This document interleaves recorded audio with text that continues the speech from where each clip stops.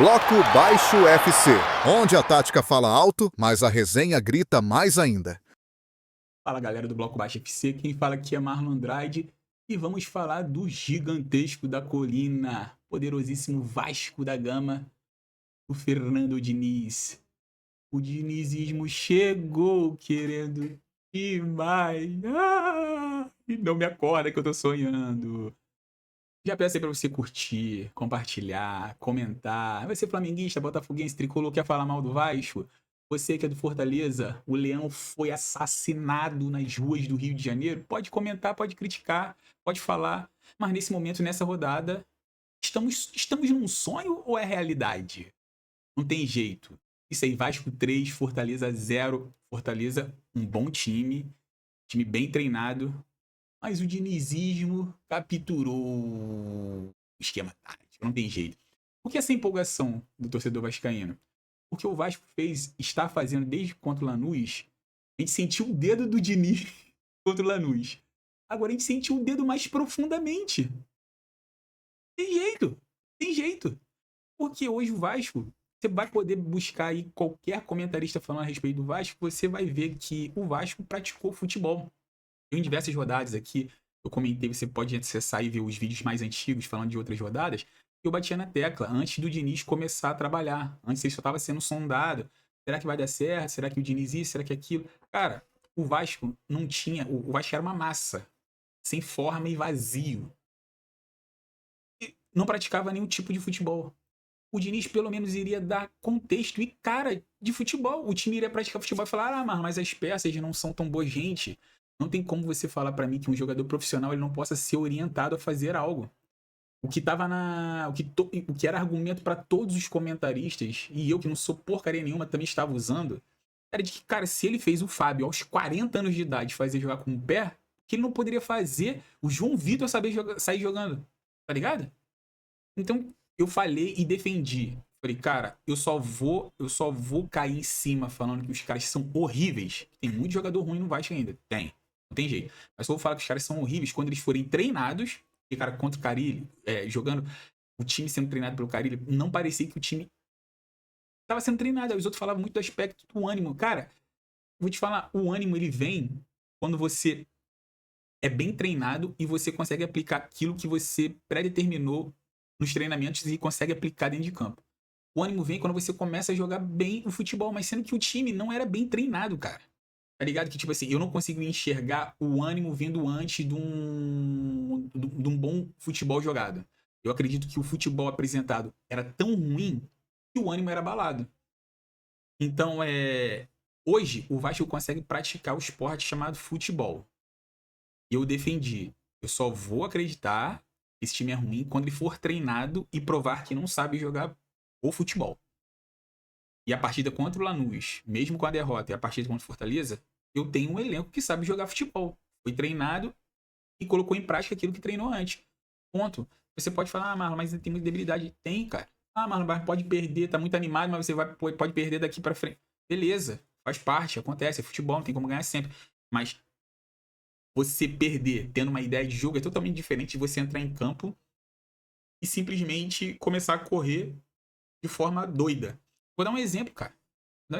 Isso claramente foi treinado. O primeiro gol do Vasco, que o Hugo tabela, o Hugo faz o 1-2, cara. Eu falava isso direto, cara. O Vasco não conseguia fazer 1-2 em momento nenhum. Cara, se você aprende no fraldinha, na escolinha do teu bairro, e o Vasco não conseguia fazer. Cruzamento, escanteio, pum, a bola voltou, sobrou no Coutinho. Zagueiro, Verrete, geral dentro da área, inclusive o Hugo Moura. Coutinho pega, solta a bola no Nuno. O que o Hugo faz? O Hugo sai da área para dar opção para tabelar. Se fosse antes, estariam todos cravados e enterrados dentro da área esperando o cruzamento, porque era a única coisa que o Vasco fazia.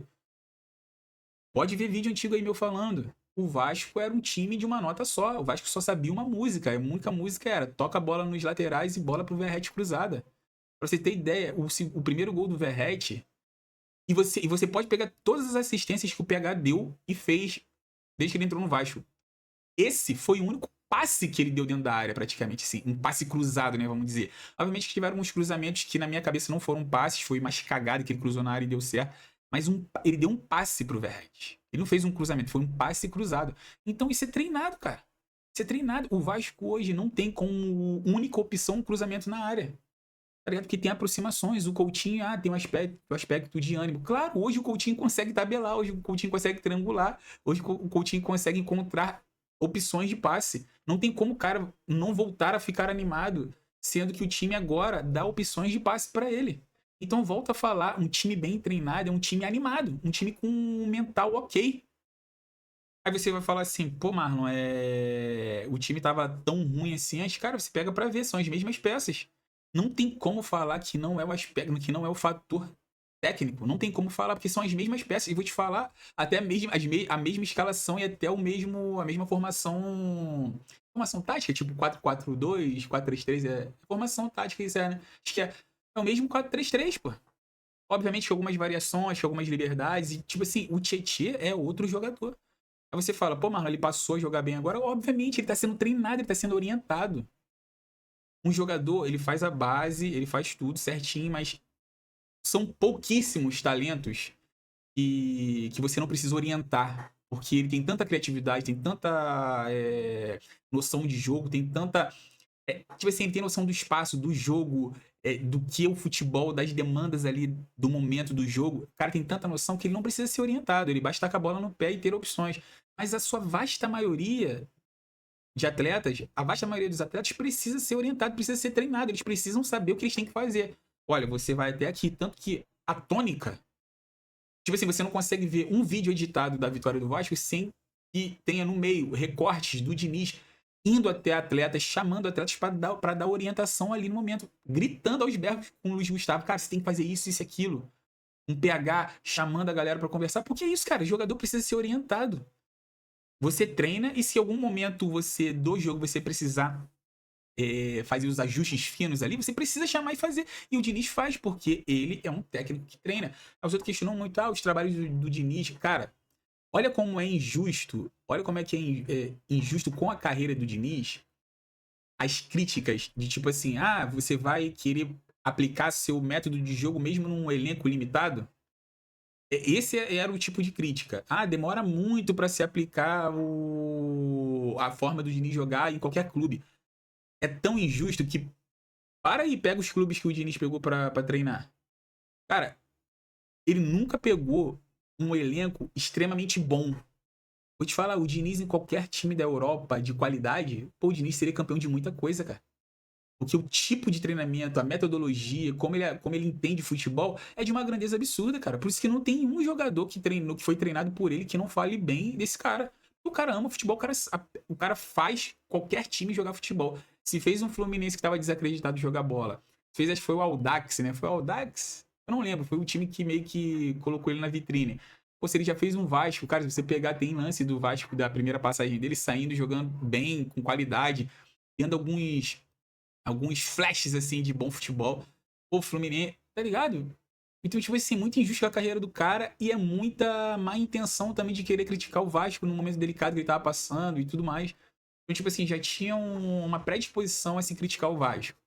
Já se tem uma predisposição e um preconceito no tipo de trabalho e no tipo de entendimento de futebol que o Diniz aplica num clube.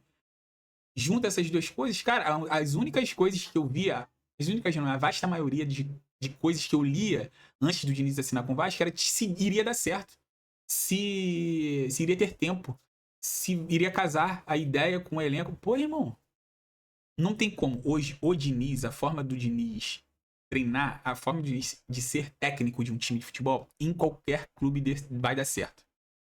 Você pode falar assim, Marlon, mas se ele pegar o Ibis, vai dar certo? Eu sei que ele vai sair do ponto 0 pro tipo ponto 5. Uma escala de 0 a 10. Ele não pode ser um time campeão, mas você vai ver sempre melhora. Você sempre vai ver melhora quando o Diniz chega e coloca o dedo dele. Então, cara, por isso que dentro do vestiário, vendo ali os melhores momentos, os bastidores na Vasco TV, na roda final ali, e antes da oração, né, o Pedrinho ressalta, agradece todo mundo, mas ressalta o Diniz, que de fato é uma peça que está sendo e foi fundamental para essa transição, agora para essa mudança de sair de 9 jogos sem ganhar para uma derrota mostrando um bom futebol e agora uma vitória convincente, cara. O Vasco produziu muito, cara. O Vasco produziu muito futebol, cara. o Vasco teve momentos de posse de bola que eu falava, cara, esse é um outro time. E eu volto a falar, não é só ânimo. O time é bem treinado. O time poderia estar capenga das emoções, mas ele hoje é bem treinado. Ele consegue pegar. Os jogadores têm confiança, passa a ter confiança, porque passa a ter opções de jogo, entende?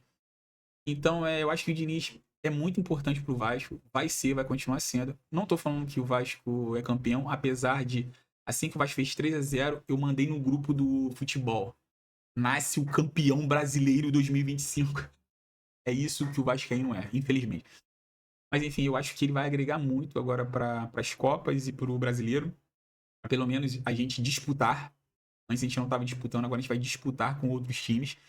E isso, de fato vai ser bom pro Vasco. Querendo ou não, tem uma janela de meio do ano. Ele mesmo, o Diniz, diz que não é o cara das contratações, mas talvez alguma peça ali pro ataque, pro meio campo, talvez saia o Payet, né? Enfim, o Coutinho também tem contrato agora, tem que resolver isso.